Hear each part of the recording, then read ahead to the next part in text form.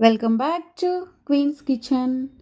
ఈరోజు మన కిచెన్లో ఇంకొక బ్రేక్ఫాస్ట్ స్మూదీని చూద్దాం. ఏబీసీ జ్యూస్ అంటారు కదా, దాన్ని ప్రిపేర్ చేయబోతున్నాను.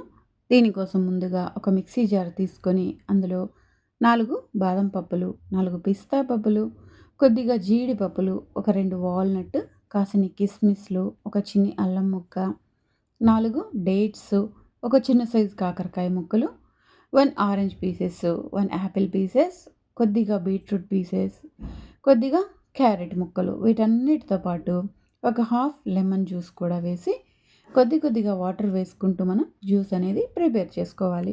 ఇలా ప్రిపేర్ చేసుకున్న జ్యూస్ని ఒక జల్లెడలో తీసుకొని వడకట్టేసుకొని జ్యూస్ అనేది ఎంజాయ్ చేయడమే.